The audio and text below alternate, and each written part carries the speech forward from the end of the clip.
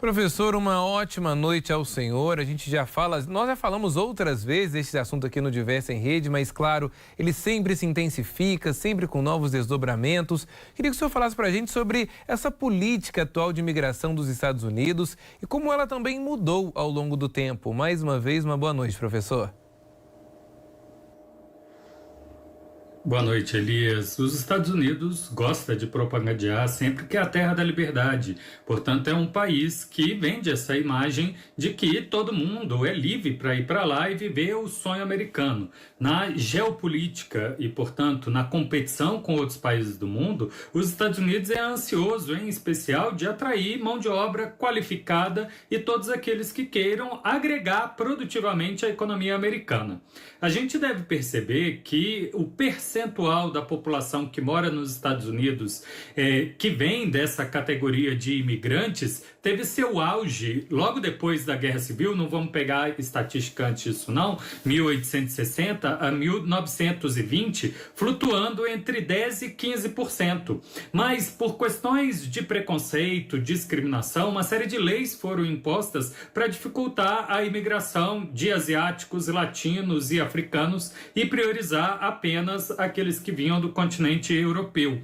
A década de 1970, inclusive esse ano, 1970, teve o menor percentual da população americana de imigrantes, 5%. E isso veio subindo até um novo auge em 2019, que a gente viu aí na reportagem, coincidindo com o governo Trump, 14%. Regras mais duras foram impostas para tentar diminuir o fluxo de imigração, especificamente alegando que havia uma onda de perigos de criminalidade, perigo de entrarem terroristas e traficantes e, portanto, seria necessário essas regras mais duras. Claro que a pandemia ajudou esse título 42, as autoridades de fronteira rejeitar a maioria dos migrantes, alegando o perigo de saúde pública, mas ela vencendo amanhã, o governo tem aí dito que tem uma grande proposta, mas está também o Congresso americano para votar uma lei, que é possível que seja aprovada na Câmara dos Deputados, mas dificilmente passa no Senado, para dificultar bastante essa leva, de novos migrantes no país. E, professor, como a imigração afeta diretamente a economia americana e também os impactos sobre o mercado de trabalho? Isso é muito importante, Elias, se a gente pegar os dados, mais uma vez, da estatística. Entre 1919 e 2016, a fecundidade americana, ou seja, os novos nascimentos, caíram 9%. Então, os Estados Unidos têm essa preocupação de futura mão de obra, de receber migrantes que estejam aí nessa fase fértil e que tenham disposição de ter filhos. Não podemos também deixar de citar que a saúde do povo americano tem declinado bastante. Nesse mesmo período aumentou 11% os mortes e a expectativa de vida baixou. E os Estados Unidos, então, nessa competição, em especial olhando para a China, tem aí uma preocupação da sua economia diminuir muito caso não tenha uma leva de futuros americanos, ou seja, pessoas para trabalhar. Um outro dado interessante que o governo americano gosta de enfatizar para mostrar que está atraindo pessoas pensantes é a competição por inovação de registros de patente. Segundo o governo americano, cada 1% de elevação de graduados, pessoas com diploma nos Estados Unidos, aumenta o número de registros de patentes no ano seguinte entre 9% e 17%.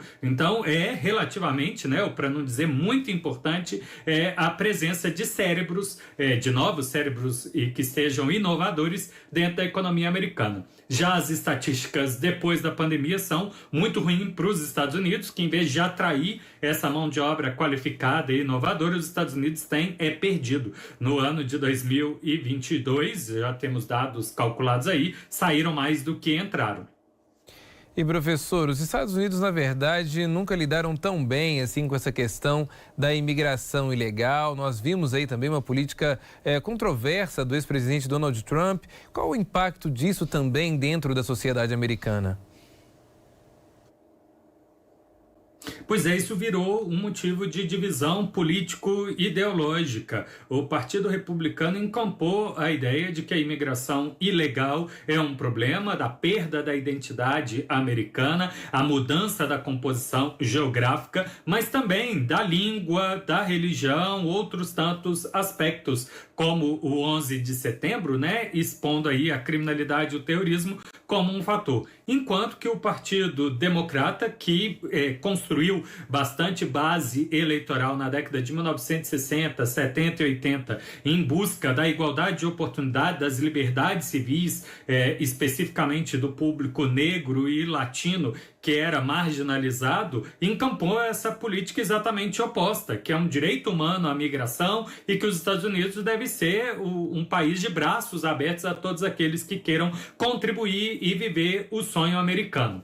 Claro que nesse momento mais recente, né, a política do Trump e a construção do muro, ela virou um elemento extra, que é, como eu disse, pode ser que amanhã se vote, né, a obrigatoriedade de retomada da obra desse grande muro que separa os Estados Unidos do México, dificultando os imigrantes ilegais, e a constranger o governo a ter que adotar uma política mais severa de seleção rigorosa dos migrantes. Professor, e quais são aí os desafios também enfrentados por esses imigrantes nos Estados Unidos, até porque eles passam por todo um processo de integração cultural, social? Conta pra gente. Hoje o principal desafio que tem aparecido muito no noticiário americano é a falta de pessoal, de local para armazenar, para guardar, né, para dar guarita a essas pessoas, e orçamento público. Afinal, os Estados Unidos já estourou o teto da dívida pública e está aguardando verbas extras. O principal governador que fala contra a imigração é o que mais recebe no território do seu estado essa flutuação de latinos-americanos procurando melhores oportunidades, passando por toda a América Central, saindo a pé da Colômbia e da Venezuela, andando mais de um mês e indo desembocar no Texas. E ele, para entrar, né, num grande embate, adotou uma política de alugar ônibus e repassar os migrantes para aquelas cidades que se dizem em favor da liberdade pessoal, que os Estados Unidos deveriam receber todo mundo, as chamadas safe haven, né, ou cidades porto seguro, majoritariamente governadas por políticos do Partido Democrata, e sobrecarregando o serviço público dessas cidades, como Boston e Estados Unidos. Então, os migrantes que têm interesse de se estabelecer, aprender a língua e buscar o emprego, precisam, em primeiro lugar, encontrar um lugar para morar. E muitos deles vão procurando esse serviço junto ao Estado. Uma vez localizado, né, o próximo desafio é conseguir o emprego, numa dificuldade de entender as regras desse país e toda a maneira de remuneração e sustentar uma família. A integração, onde já há uma comunidade estabelecida, facilita esse processo, mas não é o caso para todos os migrantes. O próprio governo dos Estados Unidos enfatiza que os migrantes têm uma tendência muito maior de mobilidade, estão dispostos a ir onde tem emprego e não necessariamente onde as oportunidades estão hoje ou mês que vem. Depois disso, haverá uma comunidade local disposta a ajudar esses migrantes.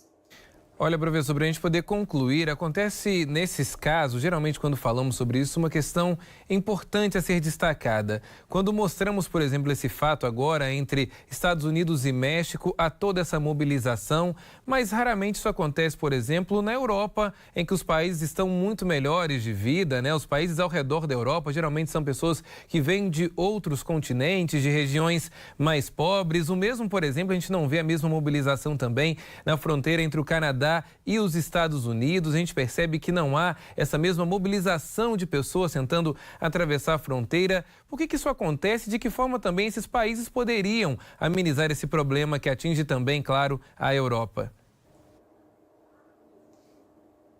Claro, a Europa foi bastante sacudida depois da guerra na Líbia, a guerra na Síria, a crise humanitária os chocou, né, que teve que receber essa leva extraordinária de refugiados, mas já estava acostumada aos poucos de receber os descendentes, né, de europeus vindos do continente africano e americano buscando novas oportunidades e vendo isso como uma grande chance. Já os Estados Unidos, especificamente, por uma sequência de golpes de Estado, dificuldade econômica nos países latino-americanos, vem enfrentando essa leva crescente de imigrantes que tem assustado ele. Desde de 1990, há uma média de 1 milhão de novos migrantes indo para os Estados Unidos, a esmagadora maioria de forma ilegal. O sistema de imigração da Europa é unificado, é relativamente simples, já dos Estados Unidos é extremamente complexo, são 185 modalidades de visto,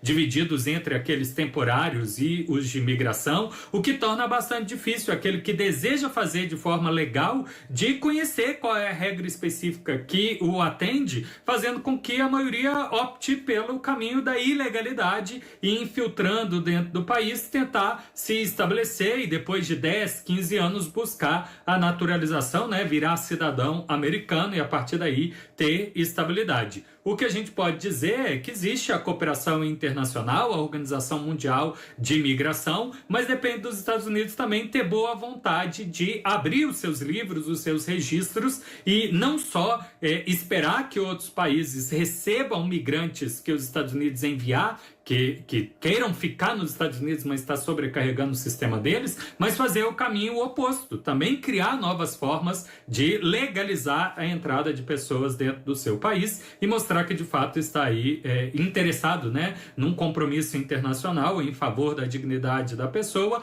convivendo ao mesmo tempo com as preocupações de segurança e desenvolvimento nacional. Excelente, professor. Mais uma vez, muito obrigado pela sua participação. Tenha uma ótima noite.